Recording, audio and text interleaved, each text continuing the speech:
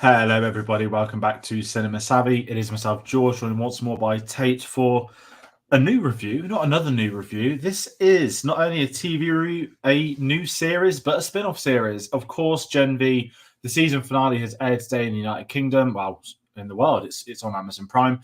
And we're going to talk about the series as a whole because it is now wrapped. The first spin-off of The Boys. I don't know if there's officially others planned, but I wouldn't be surprised if there are other things to come down the line. But before we start talking about this series, before we start talking about The Boys in season 4 and so much more, Tate, how are we doing tonight? Yeah, I'm doing okay. It's unusual to talk about a spin-off series for a series that hasn't actually existed for that long. I still remember when Boys Series 1 came out and they're already doing spin-offs of it. And, we've got the next series already planned out and we'll talk about that today. But always good to kind of, get into some comic book styled content. And, The Boys usually delivers. So let's see how Gen V did. Yeah, it's the much needed change, isn't it? I mean, just if we want to give our thoughts briefly, so we have done reviews in the past on season 2, season 3 of The Boys. We don't do these weekly. For a lot of our TV shows, yes, of course, Star Wars we do weekly, but a lot of them we wait till the season's over so we can discuss the season as a whole. It benefits some shows more than others. One's without week-to-week speculation, one's without binging. And of course, Star Wars is Star Wars, isn't it? We used to do Marvel shows weekly, but not anymore. So, of course, Loki season 2 is also airing at the exact same time. But before we talk about the show, we do want to hear from everybody at home. So please do comment your thoughts on Gen V. If you've been watching it, what you've enjoyed about it. Maybe you haven't watched it. Maybe you're curious. We will do spoilers on this. We are looking at the season as a whole, but we're not doing like a breakdown scene by scene, episode by episode. So do not worry about that. But do get involved. Subscribe if you like the video because we'll, of course, be talking The Boys season 4 when I believe it airs next year. I think it wraps just before the strikes. I would need to double check. But I think that is in post-production.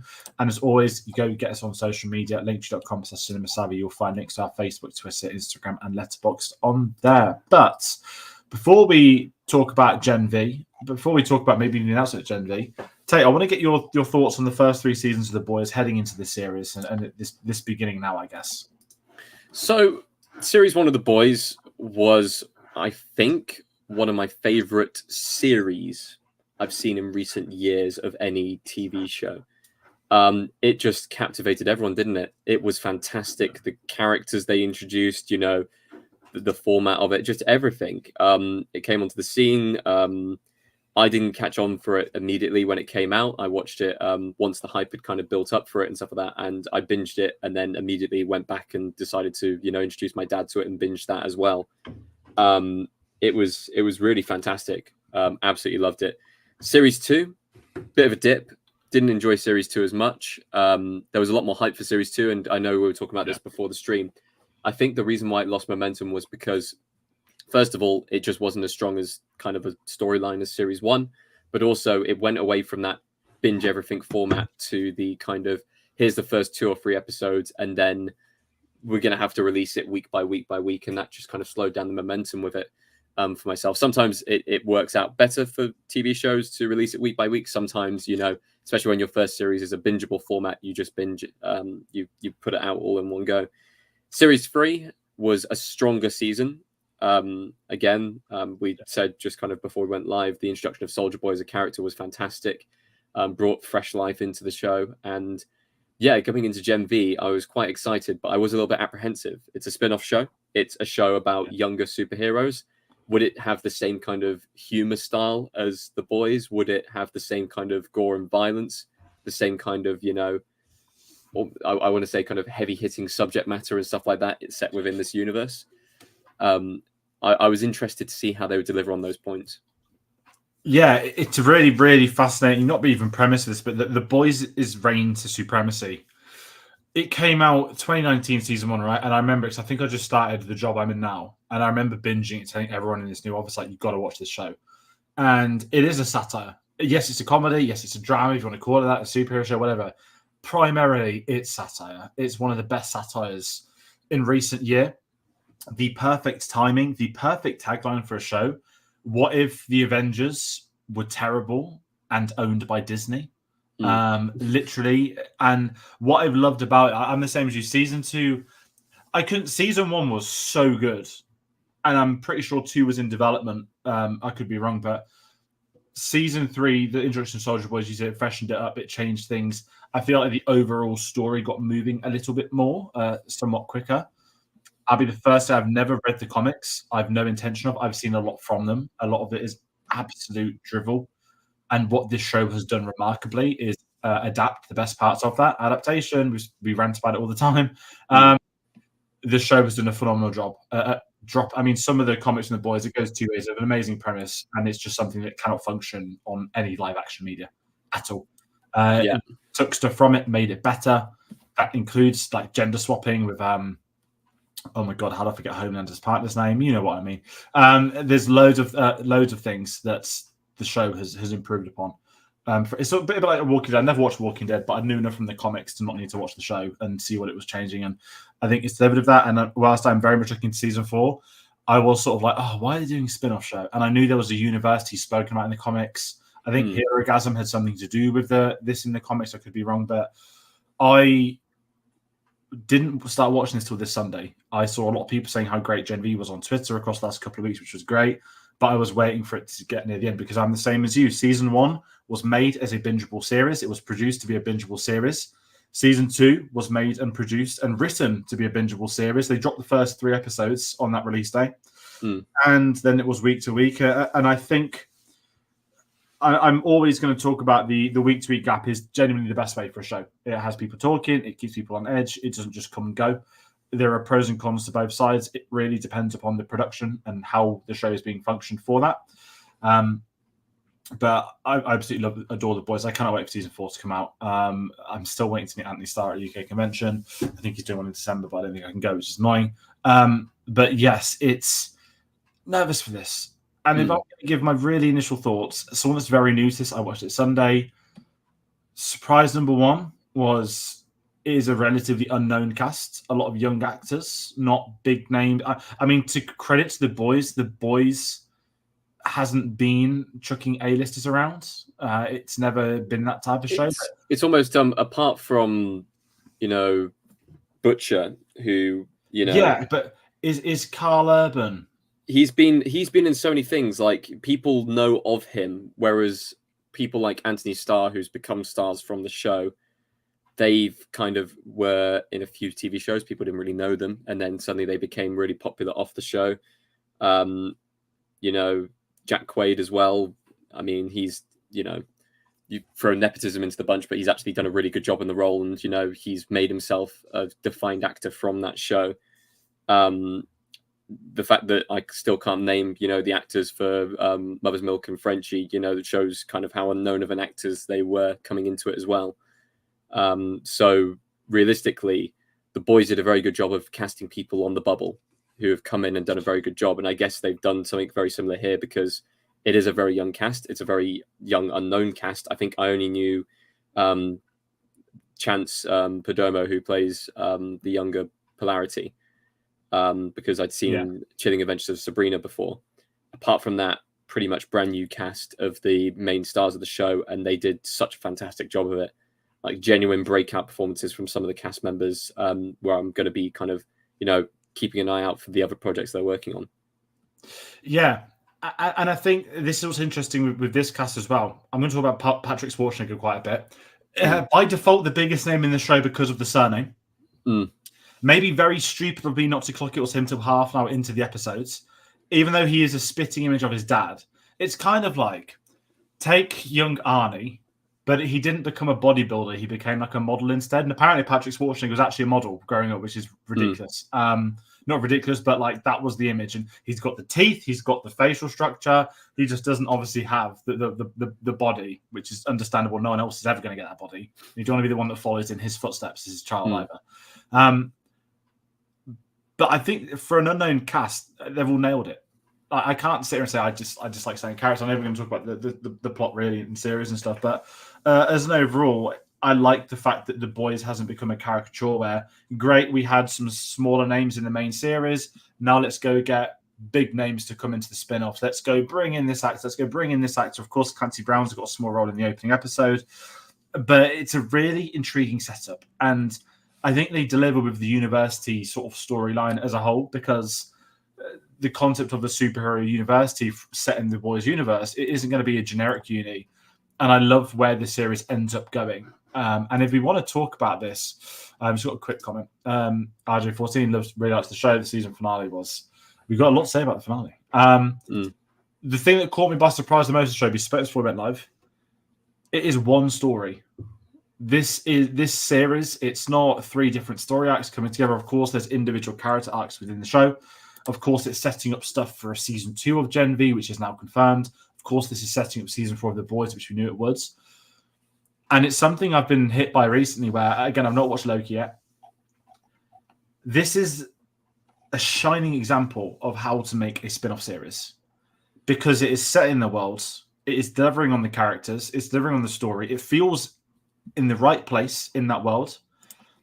It's not taking too much from prior knowledge from the other series, and it's not setting up too much for that next series. And now my assumption, we won't know this till next year, you'll start season 4 of The Boys, you won't need it to have had to have watched Gen V, but if you have watched Gen V, you're going to get an additional kick because you followed it. Sort of how a certain other superhero series hasn't done it, where they've now gone the other way, which is you now have to watch this, and this show to watch this film, to watch that, which we knew would happen. And it's kind of frustrating to dig at Marvel, but you can't not. Again, I've not seen Loki season 2 yet. I'm hearing very good stuff about it, though. I'm going to say that. It is fantastic, but we'll get to kind of reviewing it once the final episode's out. Yeah, and I'm kind of wondering what your thought is on the story for this as well. I mean, for those that aren't aware, obviously, following the students and they uncover a plot within the university that could lead to a virus that will wipe out the soups once and for all. Spoiler alert, okay? But that is the core story. I'm glad it wasn't a different story.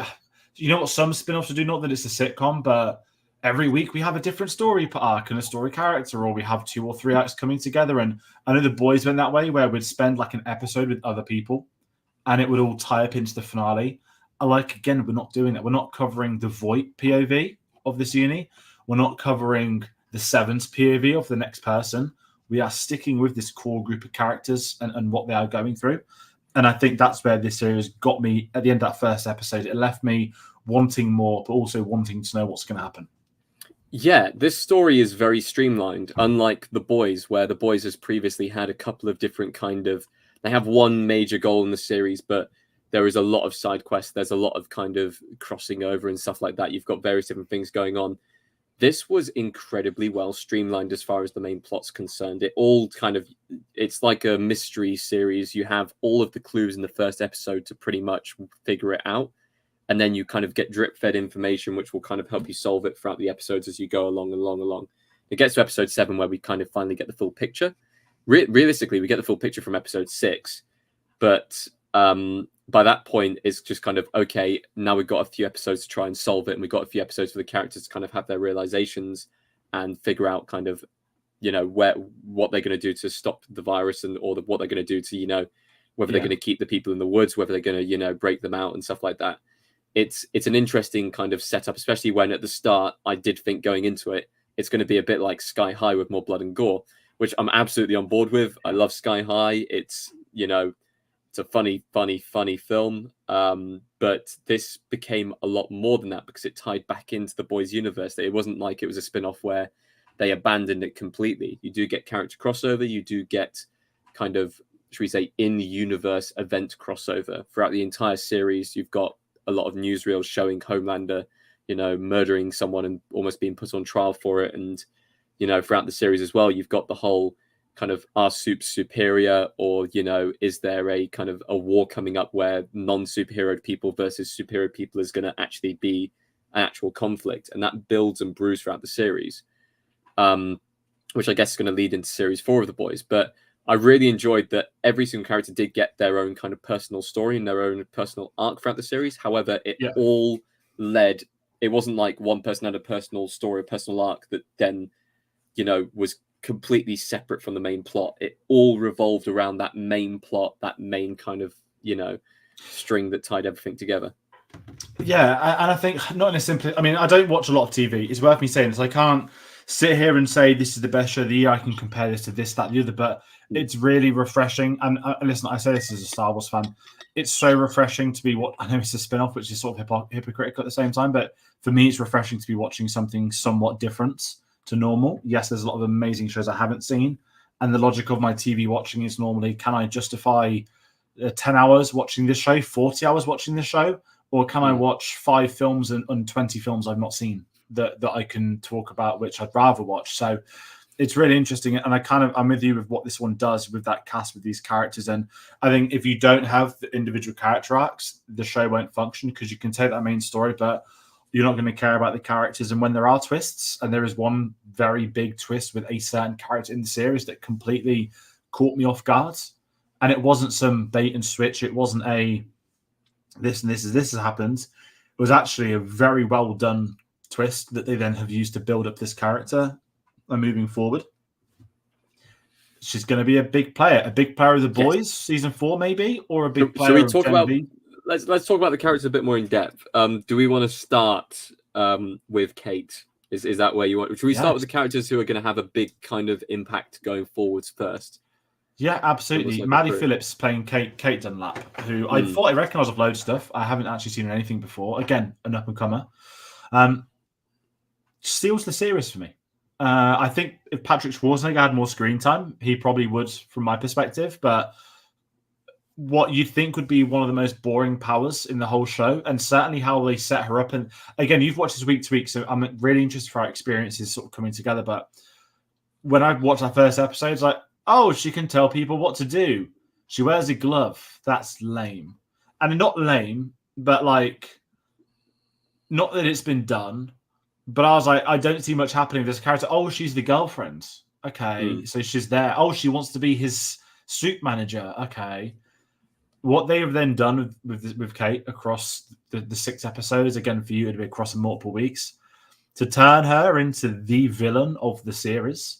That she was a victim at one point, villain the next, back and forth where it wasn't totally predictable, and to end up as potentially a member of the 7 with one arm, a character I thought was going to get massacred in the final scene, but obviously didn't.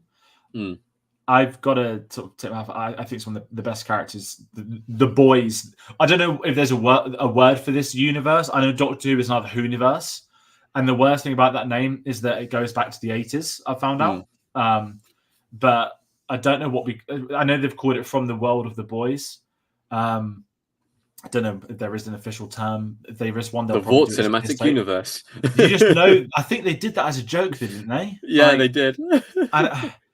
And it's one of those where I just couldn't believe I was getting such a well-in-depth character. Again, it's only 8 episodes. It's not a mini-series. It sets up more to come. And I'm sat there and saying, yeah, I can't wait to see what comes next. And I think Kate's the character for me that's stolen the show. And I just didn't think that would be the case after a few episodes. So credit to the writers. And once again, for making this show, choosing to, rather than just chuck in like bits of comedy here and there, to chuck in, oh, let's make it gory, let's do this. A well-told story with interesting characters. You don't get that too often with spin-offs. Normally spin-offs are fan favorite characters, or we're going to bring you back from the dead. I think of torch spreads like John Barrowman gets his own side series, or obviously Loki's airing. Walking Dead, Daryl Dixon. Yeah, Walking Dead. There's like 5 spin-offs happening. This is a proper spin-off and how it should be.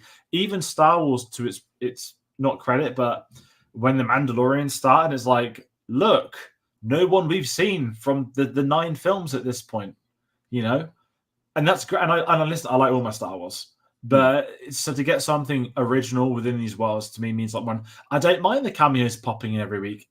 In this world, it makes sense for members of the 7 to crop up here and there, and it worked in its favor. I've kept the background as we've got a boys theme, and I'm just glad Homelander turned up because I absolutely love him. He's one of my favorite characters in media. In fiction, yeah, he's fantastic. Yeah, and the best thing is, sorry, I didn't say the opening remarks, boys. One thing this show nails so well with satire, we don't really do politics on the channel, but it mocks the left and the right. And what was mesmerizing in season 3 was it showed so many people who thought for years this show was mocking only the left. When, hold on, you're taking the mick out of me. It always was. Again, I'm not going to get into the politics, but I love it when the audience is South Park. I'm not going to talk about the recent episode because that's a dive at the Star Wars thing, but the same 1-minute clips being shared everywhere. And I don't think it was episode. It was like a special, like 1 hour. but the episode is mocking everybody that complains about Star Wars as well as Star Wars. And I love the, again, satire. When satire is done properly, to me, if it's not neutral, it's not satire. If it's not mocking both sides, it's not satire. It's got to do both. Yeah. To call it satire outright, sorry, that's what I meant by that. Yeah. And I mean, this listed down as a black comedy. It is fantastic for its comedic elements, with its characters being completely not self-aware. And that's the best way of kind of, portraying them. As Homelander's a big kind of, advocate for that. His whole speech of, I'm better than you kind of thing is hilarious. And, how some people in the world think, whether you got superpowers or not. Anyway, Maddie Phillips, fantastic performance, playing Kate. A really overpowered superpower, which is kind of, stifled throughout the series and, kind of held in, then unleashed, and you realize how dangerous she is. And watching it from a week-to-week basis, I immediately thought, wow, her powers are really fucking powerful. Does she even realize it kind of in episode 1 and 2? And then suddenly as more stuff comes out and you start to realize, oh, I think she's been playing it. Oh, she has been playing it all along. And then you start to kind of question, how much control she had over playing it and stuff like that. And then you find out kind of really at the end that she's so far off the deep end, it's unreal. And it kind of adds a new thing into the boys universe, which we haven't really seen before, which is powers unchecked. What happens to those superheroes where they've been given Gen V and they can't actually control their powers. And that's something that, you get from the opening scene with Marie Moreau, kind of what happens when you can't actually control what you're doing. It becomes a kind of common theme throughout the entire series. Because they're going to super school, they've got to learn how to actually use their powers effectively. And you see throughout the entire kind of first episode alone, or at least throughout the entire series, everyone misusing their powers at some stage, everyone not being able to fully control it, not being able to, fully realize the potential of it. And that becomes, a running theme throughout the entire thing. My kind of pick, though, for person who steals the show goes to Lizzie Broadway playing Emma, or Little Cricket. She was fantastic. A performance that, delves into an actual kind of human issue of, people who, what's it called, anorexia and, bulimia and not being able to control food intake and everything like that, but also exploring kind of parents and their influence over it. And that one episode was one of my favorites, where all the parents kind of, they have their chats and their meetings with them and they kind of go over their issues with them. They're all aware at that point that their parents have basically poisoned them to make them superheroes. And, it's that kind of line between trust being broken and them expecting so much of them because they now have that responsibility. So I think that episode was fantastic. And I think, Lizzie Broadway's performance throughout the entire series of being that kind of character who wants to prove herself to everyone, but at the same time knows what she has to go through every single time to do so. And even at the end, kind of realizing that she doesn't have to, purge to actually perform her superpower. I think that's going to become a massive plot point going forwards and a massive development as far as her character is concerned. It's really interesting a character because you meet her at the start, and I'll give this one thing actually. There's maybe criticism of the boys, but because this is such a great satire, when it's mocking the Gen Z, obviously they're just called Gen V, the boys have struggled with that only because of the ages of the leads. And I think by doing a show like Gen V, when you're bringing in the younger generation that are all meant to be like, the actors are probably Irish, but they're all meant to be younger than us. This is like open warfare for mocking the TikTok era, Gen Z. And I absolutely loved the whole social media thing. Like, it's hypocritical maybe of us to be sat here on YouTube talking about stuff. We know the boys mock stuff like that. But even on the boys, like the critique of social media and how the superheroes kind of portray themselves. Like, I think they brought it up in the final episode as well. Like, oh, this superhero runs better with this community and stuff like that. So they've got to have this level of socials. They've got to pitch themselves for this film. And this is just them going on the entry level and younger. It's like, what are the two classes you have? Pretty much you're an actor or you're a fighter.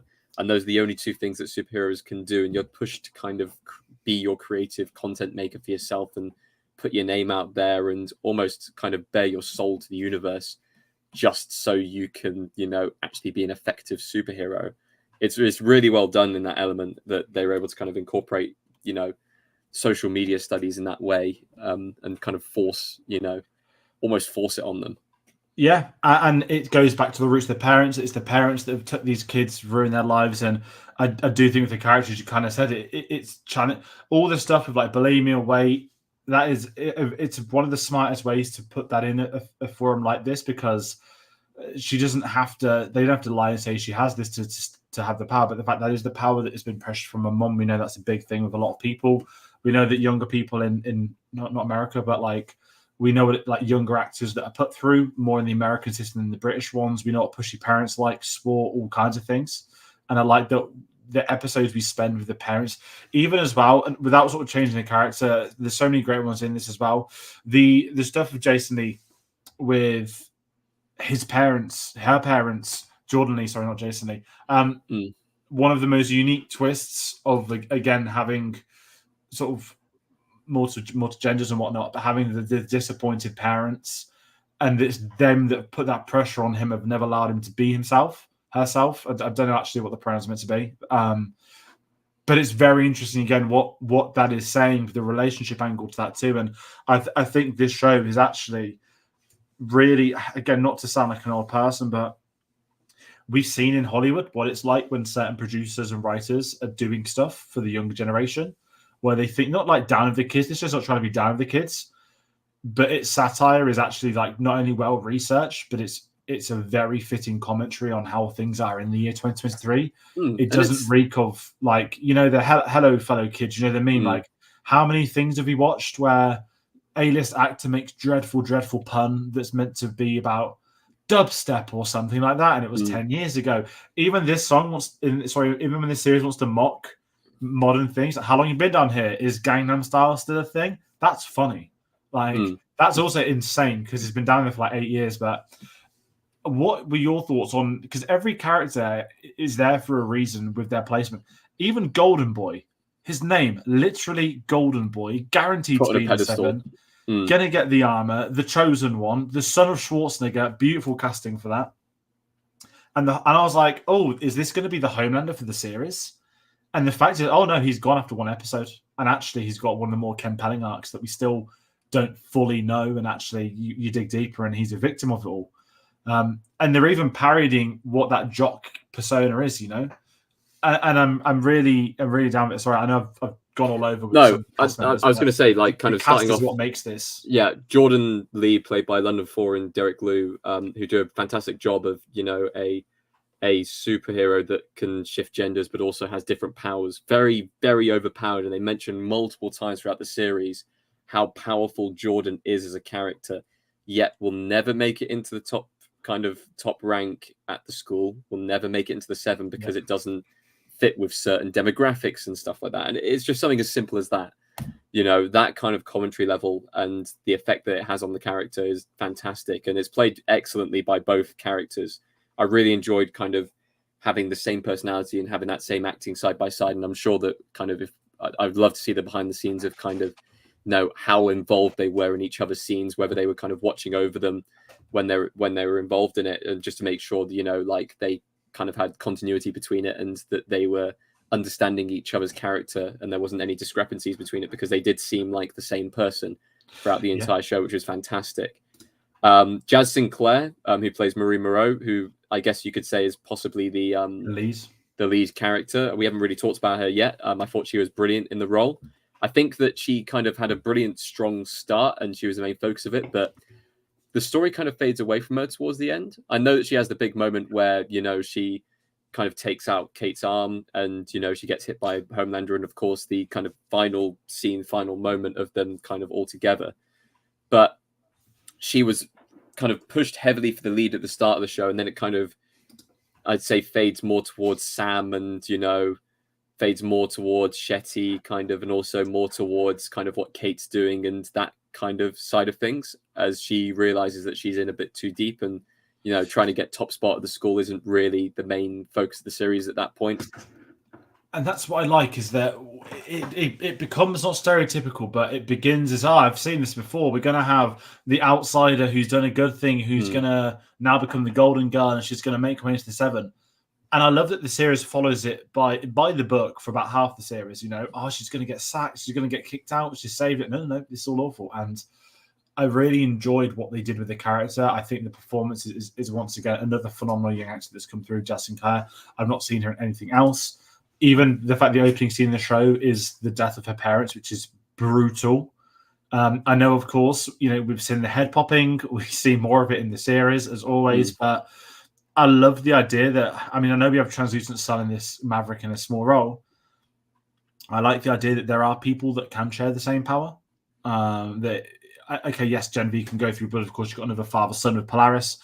But I like that we've had this character whose power is that she can control blood, and that relates to someone we've seen in the main series. But what they're able to do is say, brilliant.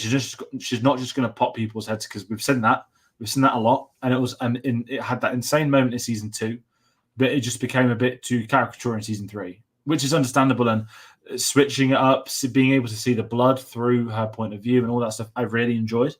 But I'm right with you. She does drop off as the lead, and I do wonder. It's just purely speculation on my end.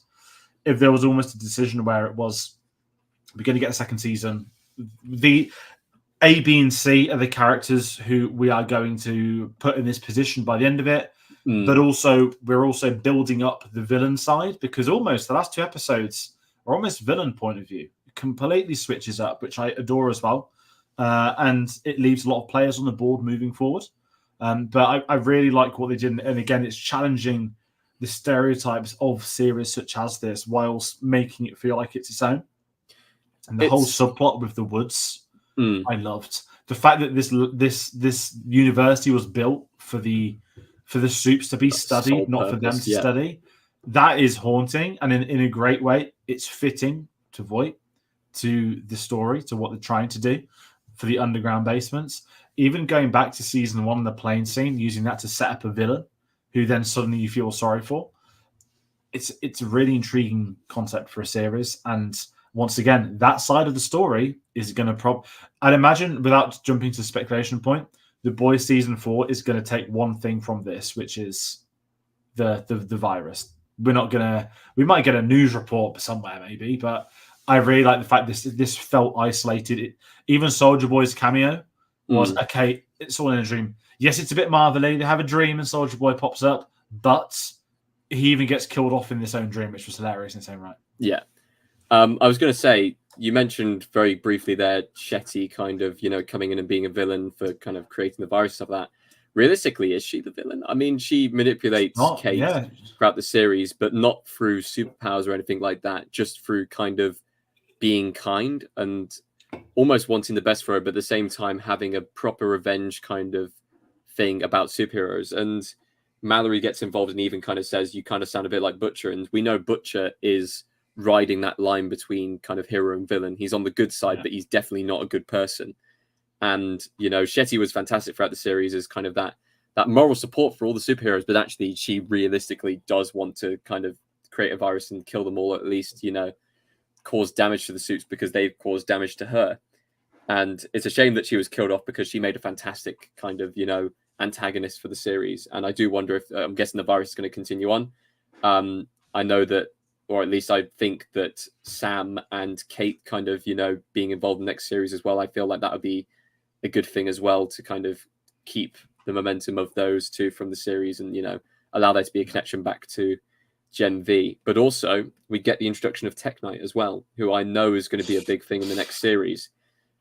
Really fascinating superhero with a very interesting kink and fetish kind of thrown in there, which I wasn't expecting at all. But really fascinating kind of how he was introduced as this very overpowered person. And, he does have a flaw, but at the same time, he's going to be very interesting moving forwards if he's kind of introduced as a long kind of standing character.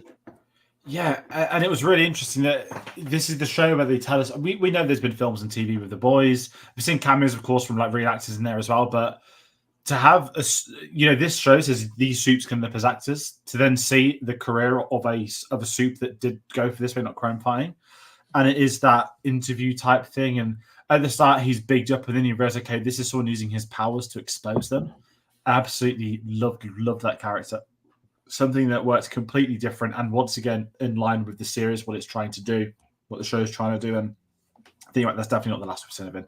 That can't be the last we've seen of him. But kind of interesting. Going off a couple of them, we spoke about a lot of the characters. we got a great comment, RJ. Kate's the evil Jean Grey. Literally done the Dark Phoenix better than the two films that tried to do Dark Phoenix. I really want to. I don't want to talk about cameos because that sort of reduced them to nothing. But as an overall, we were right to assume that certain people turn up. Homelander, a given. Soldier Boy, probably the biggest surprise because I don't think that was the one people would think would come on. But the context of Soldier Boy's cameo, Butcher, final shot, understandable once again. I like that it wasn't big moment cameos every time. But the only one that really had the big moment was Homelander, which is probably going to be the scene people talk about. Not the most, but let's talk not just the finale. Because we haven't really we spoke about the story and we've been very positive. But we're both in this watching the finale today, very fresh in the mind. You kind of said to me that it just ends, and I'm with you that this great moment of Homelander finally telling, I was like, they're not going to Henry Cavill him and not actually show Anthony Starr, are they? Of course it is. But to see him not turn on them, but reaffirming what Homelander's story is going to be moving forwards, because he's spoken about a lot in the series. How are we going to kill him? It's going to have to be this virus. This virus is being created to take out one person only. Yes, it's going to wipe them all out, but it is for Homelander. But to see the switcheroo of we're going to put these four and the villains are now the guardians of Godoka or something. Like I know Godolkin, Godolkin, Great Guardians Galaxy pun. They probably wait till series to be called that. I love what Homelander does because it once again shows his power that we don't even need to see a minute with Ashley. We don't see anything else. He has gone there and he's picked the two. These two are probably going to be with him in the 7th. These are the heroes. These are the villains. Love him, but I feel like there was something missing. It is a great cliffhanger, but reducing it to a news report it reminds me of Godzilla 2014 when the first time he faces off and it's like, boom, news report, they had a scrap. Even another 30 seconds to a minute, I think could have helped that. I know people are going to, it's like the most minor issue I have of the show, but it's the penultimate scene of the show. It's the big scene, and I know that people. It's a great show. I want to point that out there, but I think the finale didn't deliver on everything that it could have done. First of all, Butcher's final line should have been diabolical instead of whatever the hell he said. I feel like they just threw that in there just to get him to swear, when actually diabolical would have been more fitting for the situation. That's my own personal standpoint on that. I think Homelander was kind of dropping him in, great. But the cut to white or the cut to black, I feel like you've built up the entire series. We're expecting a showdown. We've just had a massive moment where Marie's, blown Kate's hand off. And yet we're left with that as kind of the ending sticking note and stuff like that. And it's all going to be set up and kind of figured out in season 2. I feel like I would have wanted at least some form of conclusion, not a full conclusion, but at least, keep a mystery dangling instead of, it being a full-on like, oh, you'll have to wait until next series in however many years that'll be. It's frustrating. And it's the fact that, we've had fight scenes throughout the entire show and it feels like it's just kind of a cut to nothingness. It's like a cut and now we're going to move on to the Boys Series 4. Yeah. It should have had an extra 5 minutes. It should have had some kind of showdown. Even if that was the end of the showdown, if they'd had a big fight and then Homelander steps in and ends it, that would have been better than, the fight just about to take place and then just cutting. It does leave a lot kind of left to desire. And I do feel like there are a lot of loose threads now they're going to have to fix. And the big thing here is, will people remember those threads that need fixing and stuff like that? It's the problem always with leaving almost too many cliffhangers on one TV show. People aren't going to, have enough interest in it. People aren't going to be going, oh, I wonder where they are, like all the way throughout Boys Series 4. It's going to be they'll probably come back to it in Gen V Series 2. Well, this is the good question, though. I'm with you because I'm glad that they've already announced Gen V Season 2. I do moan a lot when shows get given second season runs whilst they're still on air. In the sake of Ahsoka, we still don't have Season 2 confirmed, which is understandable given the strikes and stuff, but I think in the case of this, knowing there's a season 2, I'm fine with the ending. Although I do feel like I missed out on a scene, I think had season 2 not been announced, I'd have been like, okay, you've cliffhangered it. Now we need season 2 confirmed. Please, thank you. Because until I read a few weeks ago there was going to be a season 2, I literally thought this is a one-off spin-off show to set up season 4 of The Boys.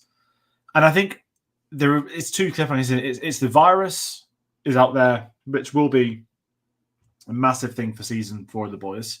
I don't think you needed the Butch scene, if I'm being really honest. We know he'd pop up. I just don't think he was spoken about with the informant meeting, but the Homelander stuff I get. What I am curious about is, are the other 2 going to be integrated into the 7, or are they just going to be these heroes and one of them gets in? I don't know. We'll find out. Obviously, patience is always a key for shows, and that can be frustrating with TV, with spin-off shows. You do have to wait more and more and more. But I'm just glad they filmed season 4, that it's in the can. They're working on it. The actors are on the convention circuit again. So it's looking good to that respect. But I am curious about what does come next. And I don't know. I'm okay with the cliffhangers, but I don't feel there's too many. There could have been a lot more. But I think the main thing is, okay, where are they? How are they going to get out? And I can take that as a premise for season 2. What I hope is that it isn't a really ridiculous. A lot of shows do this where they set up a cliffhanger and it's sort of resolved straight away and then kind of brushed aside kind of thing. Yes. And again, I don't know what they do moving forward because I knew so little about Gen V. Is The Boys season 4 going to set up Gen V season 2? I don't think it will. It could. It could tease stuff, but I really hope that it's like this main event. Like the Avengers film shouldn't set up a spin-off film. The spin-off film should compensate the Avengers. And The Boys is that Avengers for me. I know that's a bit off topic. But... No, that makes sense. I mean, I guess we can now speculate and we can throw our theories into the ring. My theory is that Ashley's smuggled them away after the fight and Homelander's gone sort it, kind of fix it because he can't be asked to deal with it. He's just gone for an appearance just to kind of, even show in front of the other students kind of like, oh, I'm in charge kind of, soup shouldn't fight soups kind of thing. Breaks up the fight, disappears off. I think Ashley wants them as a possible kind of safety net to go and possibly kill Homelander in the future because I think she's tired of it. I think she's done with that kind of. I think she's starting to stack her cards. I mean, if it's going to play into The Boys, I think the end of Boys Series 4 is going to have these 4 possibly being broken out. I think it will be one of those where you need to watch Gen B to watch The Boys to understand who they are. Okay, I can see that. I can see that actually. I'm going to be curious what they do because obviously Newman's got the virus too. And I said, I don't want to go overboard of predicting stuff because it's good when we do it, but it can be annoying. But it does leave questions, and there's obviously still questions remaining from season 3 of The Boys. What's going to happen with Soldier Boy? What's going to happen with Highlander? What's going to happen with Butcher and the Powers? We spoke before that we think 5 seasons it could be, or they spoke about 5 seasons. I really can't see. I said this before. I really can't see The Boys. I mean, I said past season 4. Season 5 would be like pushing it, wouldn't it? Like you definitely. I don't see a 6th season of The Boys at all. Obviously, they could prove me wrong. If they've got the story, if they've got the story to do so, then do it. But only do it if you know you can keep that quality intact. Personally, for me, 5 seasons of The Boys would be perfect. 4 really. They said it's going to end with 4. I'd be fine. There's an issue with TV shows now where if they say it's going to end, then they sometimes stuff the finale. I'm thinking about Sex Education this year.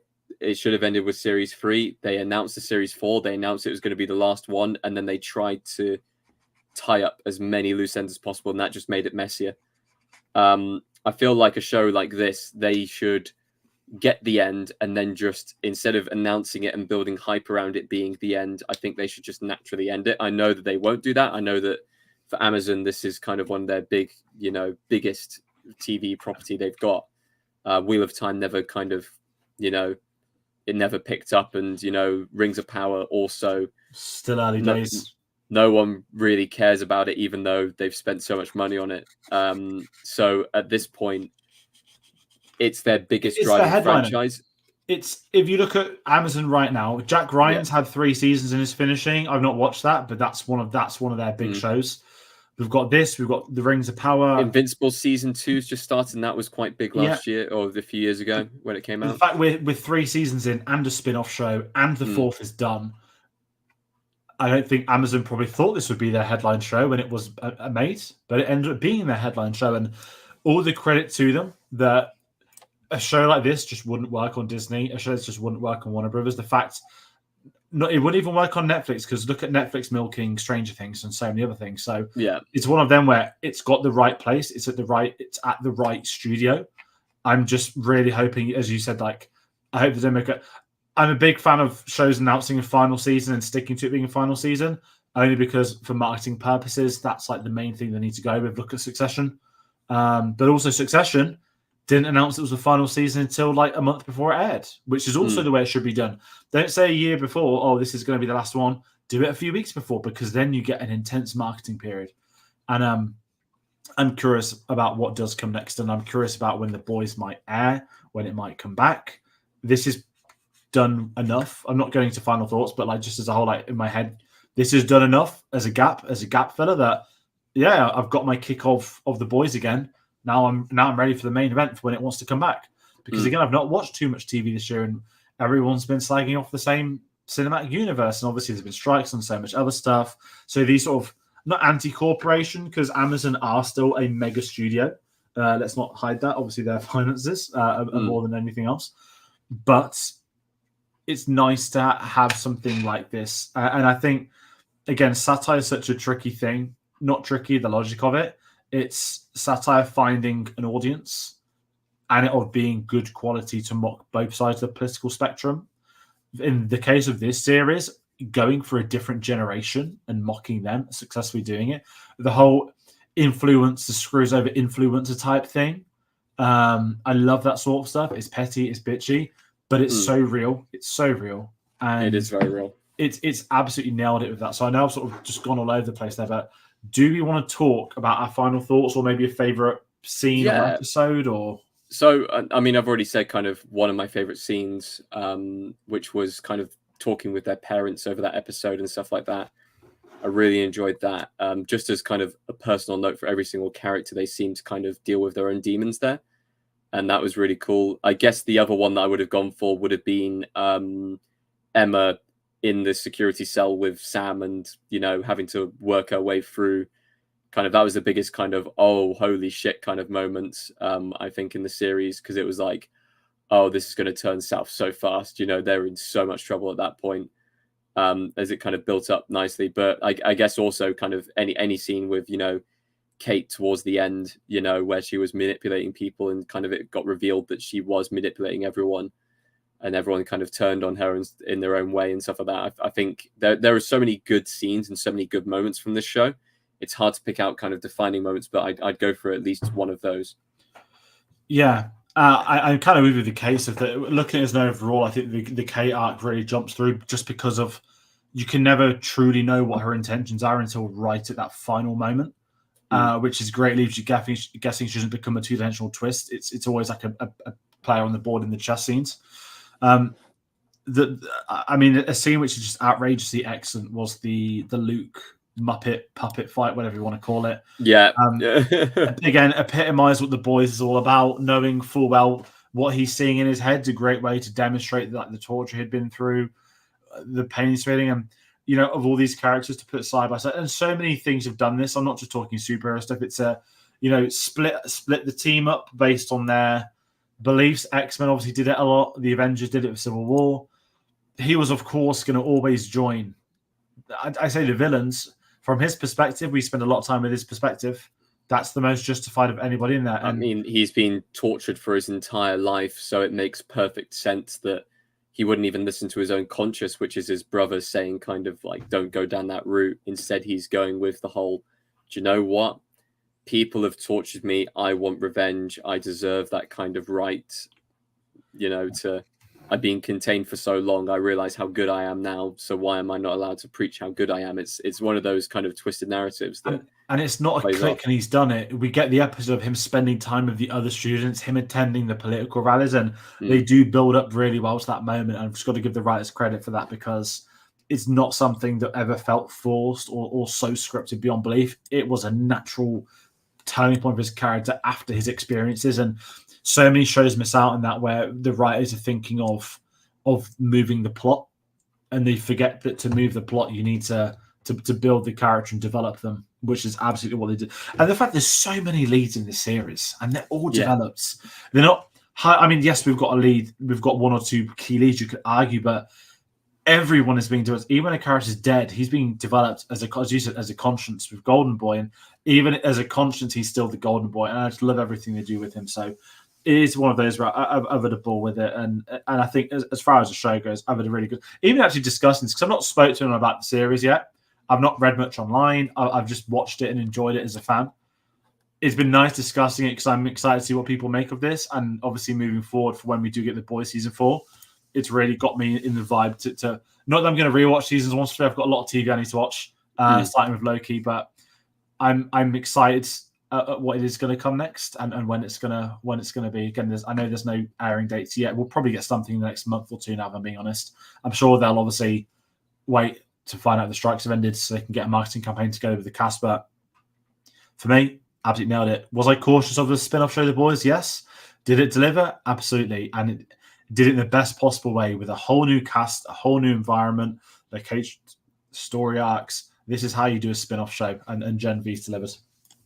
Yeah, I completely agree. It's a show that, you know, going into it, I wasn't expecting much from it, and it ended up being, you know, just a fantastic kind of character study amongst other things, as well as an actual good plot that runs through, and it should have an effect on the Boys going forward. So it could have been an absolute disaster.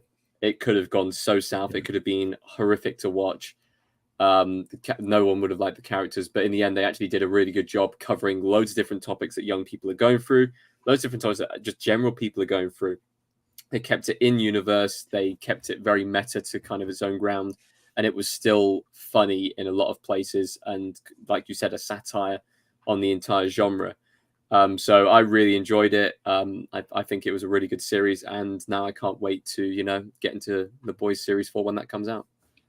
Definitely, same here. And we will be, of course, reviewing the Boys season 4 when it does come out. When there is news and so much more, we'll, of course, be looking forward to it as we do TV on the channel. And as always, we do want to hear from you. If you're not watching it live, thank you to people that have been commenting along with us. Do let us know your thoughts on Gen V. If you enjoy it, if you didn't. Obviously, I doubt you're watching if you've not seen the show. We've done a lot of spoilers, but I'm curious what people do think of this in comparison to The Boys. So please do get involved. If you like this video, consider hitting the subscribe button. We mentioned we'll be doing more of this. We've got some more TV. We've got some superhero stuff. We've got the Marvels out next Friday. We've got the Loki season 4 finale also next Friday. Very surprised Disney didn't switch the dates around. They did that famously when The Mandalorian came out at the same time as Rise of Skywalker. I thought they might have dropped Loki a couple of days early to avoid that clash, but they haven't, obviously. So it's going to be a busy few weeks in the channel. We've also got Napoleon. We've got a lot of other films. We're heading into Oscar season. We've got a lot of reviews from the film festival.